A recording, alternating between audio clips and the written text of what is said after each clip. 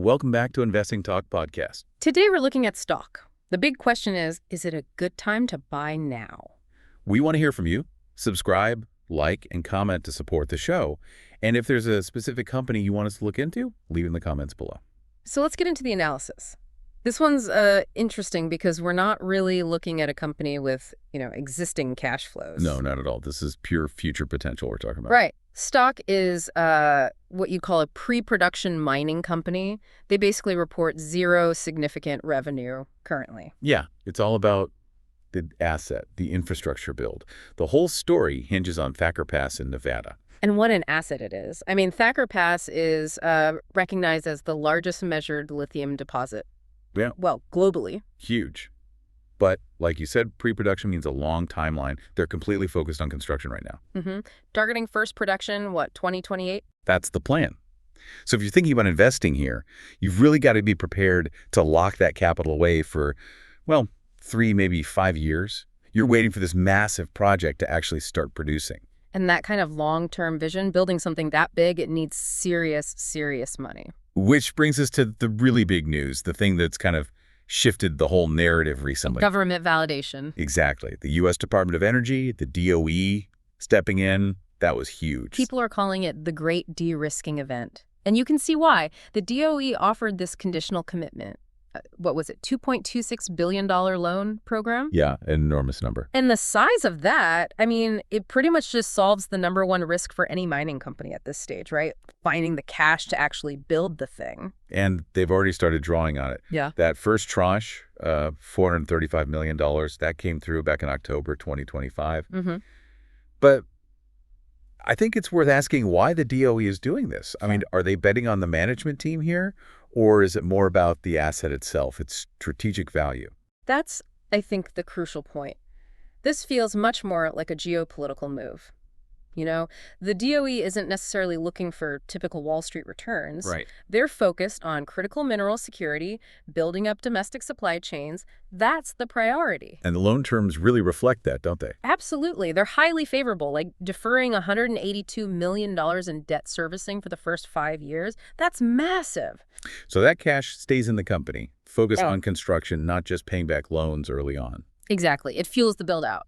And the DOE is getting skin in the game too, right? Not just lending money. Yeah, they're set to receive, I think it's a 5% equity stake through warrants. So it's more than just a loan. Yeah.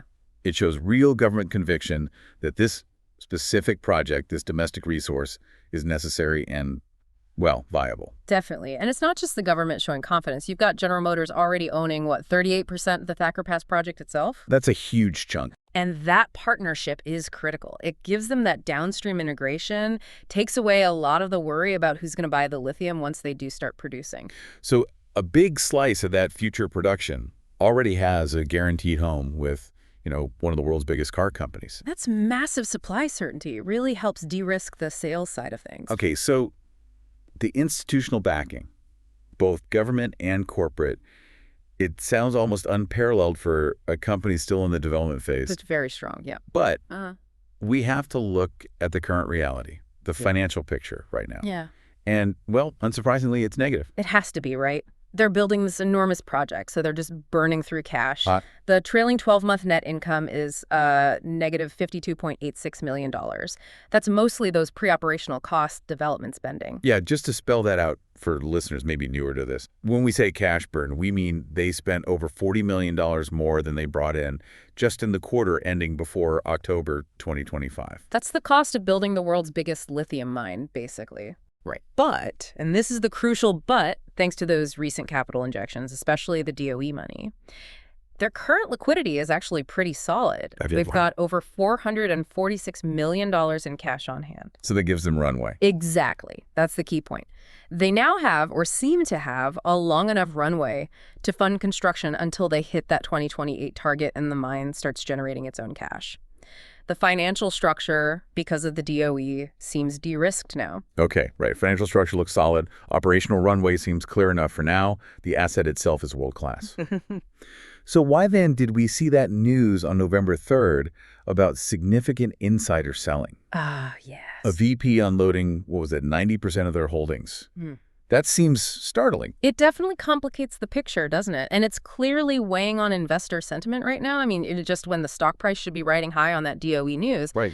a major insider decides to cash out nearly their entire stake. It raises eyebrows. So how do you square that? You've got the U.S. government effectively buying in with warrants, getting a 5% stake, and a key insider selling 90%. I mean, isn't that sort of the ultimate red flag? Maybe the near-term picture isn't as rosy as it seems. It raises huge questions, absolutely.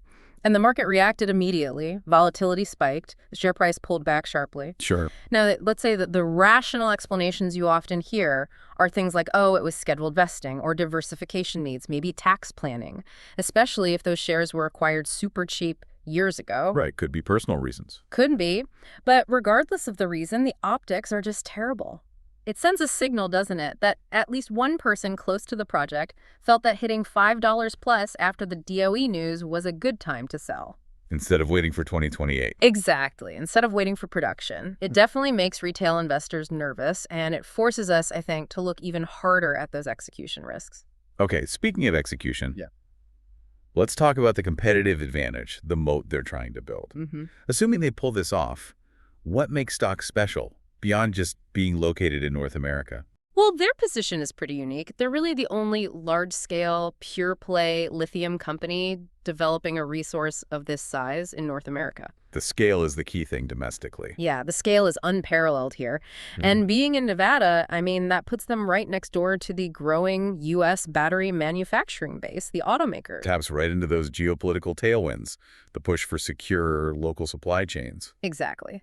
But the real potential game changer here, and maybe also the biggest risk factor, is the technology itself. It's clay-based lithium. Okay, what does that mean practically? Right. Why is it different, and why is it potentially a breakthrough?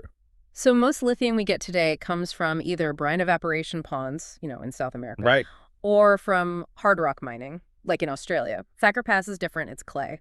And Stock is aiming to be the world's first operation to successfully extract lithium from clay at a massive commercial scale. So instead of just pumping brine or crushing rock, they have to basically pioneer a whole new industrial chemical process to get the lithium out efficiently.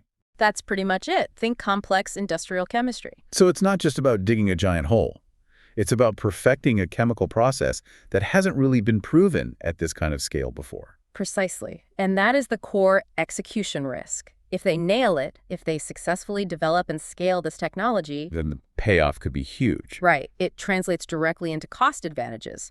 The clay process theoretically cuts out some expensive steps you need in hard rock mining.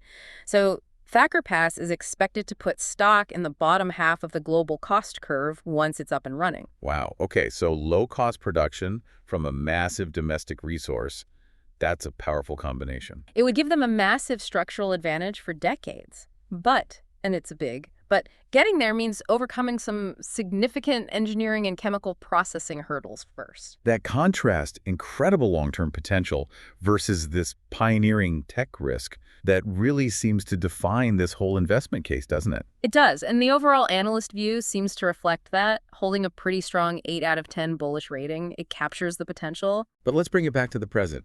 The immediate reality for investors is volatility. High volatility. Oh, absolutely. That's the name of the game with this stock right now. The current price is hovering around, $5.09 as of early November? Yeah. But just back in mid-October, right after that initial DOE news hit, the stock spiked all the way to $10.52. That's a double in a matter of weeks. Exactly. 100% swing. It just highlights the kind of monthly volatility we're seeing, 22.33%. This stock moves on news, not on earnings, because there are no earnings yet. Okay, let's dig into the technicals a bit. If the price does pull back more, maybe on nervousness around execution or that insider sale, where's the key support level people might be watching? The big one, the sort of long-term safety net, is the 200-day simple moving average, the SMA. That's sitting down at $3.47 right now. Okay. That's a level a lot of institutional investors watch. If the price holds above that, it suggests the underlying long-term bullish structure is still basically intact. And looking up if things go well, where's the immediate ceiling, the Right. resistance? Near term, we're looking at resistance probably in the channel between $5.44 and maybe up to $7. Right.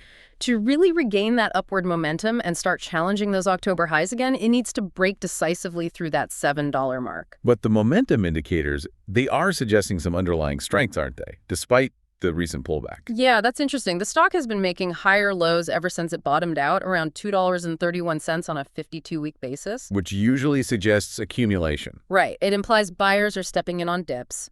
And the relative strength index, the RSI, which measures price momentum, it's currently around 58.98. That's sort of neutral to bullish. It's not overbought, but it's leaning positive. So that suggests maybe institutions are still quietly buying on weakness, looking past the noise towards that 2028 potential payoff. That seems plausible, and the average analyst price target for the next 12 months kind of confirms that measured optimism. It lands somewhere between $5.44 and $5.79. So moderate upside expected in the near term, but nothing like hitting $10 again immediately. The big gains are still tied to future milestones. Exactly. It's all about hitting those project milestones. Okay, so let's talk about the timeline for news on those milestones. We've got a really immediate potential catalyst, or risk, coming up in just a few days. The Q3 2025 earnings report is scheduled for November 7th. Yes, that is absolutely a pivotal moment for the near term. Investors will, or should, completely ignore the headline net income number. It'll be negative. That's expected. Right, that's baked in. What they'll be laser focused on are, I think, three things. First, any updated guidance on the quarterly cash burn rate. Is it tracking expectations? Okay. Second, and this is the big one, clear, concrete updates on the project milestones at Thacker Pass. Are they on schedule? Are they hitting their engineering and construction targets? And if they announce any kind of delay, even a small one, or if costs are running higher than expected. That could really hurt sentiment, especially coming right after that insider selling news. It would amplify those execution fears. Definitely. But flip side, if they come out and show clear progress, maybe even ahead of schedule on some metrics, demonstrating they are getting a handle on that complex clay extraction tech, then that could easily reignite the bullish case. absolutely. Could spark a strong positive reaction, maybe push the stock back up towards that $7 resistance level. So earnings on the 7th is huge. What else is on the radar in the next, say, 0 to 3 months? Well, we've got the major lithium ETF rebalancing coming up on December 13th. That can sometimes force large institutional buying or selling, depending on how the index weights shift. Right, index funds have to trade. Then around December 23rd, we should get the institutional holdings disclosures, the 13F filings. That'll give us a clearer picture of whether big funds were adding to their positions after the DOE loan was finalized. See who bought the dip, maybe? Exactly. And of course, just ongoing confirmation that the DOE capital is actually flowing smoothly, no hiccups there. And then there's always the background noise, the speculative chatter. Oh, yeah. Constant rumors about, maybe additional partnerships with other U.S. automakers who also want secure domestic supply. Whispers that maybe they can accelerate the construction timeline for Thacker Pass. Pure speculation at this point, though. Strictly speculative, yeah. But it shows you the kind of premium the market puts on this story's potential. We do need to circle back to the hard risks, though, the decisive risks. Okay, let's recap those. We talked about execution risk tied to that novel clay technology. Break that down again for the listener. Execution risk here means the whole investment really banks on the company successfully cracking this industrial chemistry problem at scale. If they hit unexpected roadblocks with the chemical process itself, not just construction delays, but the core tech could mean multi-year delays, huge cost overruns. The whole thesis could unravel. Potentially, yeah. That's the inherent risk in betting on brand new technology like this. Okay. Then there's commodity risk. Can't avoid that one. Nope. Stock is obviously super sensitive to lithium prices. The long-term demand from EVs looks fantastic, sure, but lithium prices have been incredibly volatile recently. If short-term prices were to collapse for some reason, the projected economics of Thacker Pass would look worse, and that would likely drag the stock down no matter how well construction is going. And finally, market sentiment. Yeah, it's just hypersensitive right now. Yeah. Any hint of trouble, any lack of transparency, any vague updates on the project that could trigger a sell-off, especially with that insider sale still fresh in people's minds. So wrapping this all up, what does it mean for you, the investor, looking at stock right at this moment? I mean, this is almost a textbook definition of high risk, high reward. You've got an incredible foundation, world-class asset, massive government backing, key industry partner in GM. That's phenomenal. But you are fundamentally buying an idea, a projection of what this company could be in 2028 and beyond. You're not buying current earnings or cash flow. So the entire investment right now boils down to a bet on their ability to execute at Thacker Pass. And that bet is facing a major test. like immediately. Right. You absolutely have to view that upcoming November 7th earnings report as a critical checkpoint. If they deliver clear, disciplined progress, show they're controlling costs, hitting milestones, then the bull case gets a major boost. And if they don't, if there are signs of slippage, Then the market is likely to punish that pioneering risk and punish it severely. investors really need to grasp that while the government has de-risked the funding, the company itself still needs to de-risk the chemistry and the execution. That's the gap. That's what everyone is watching so closely. You're essentially betting on a giant science experiment, succeeding on time and on budget. It's a fascinating, potentially hugely rewarding, but definitely risky proposition, especially for anyone not focused purely on the long term.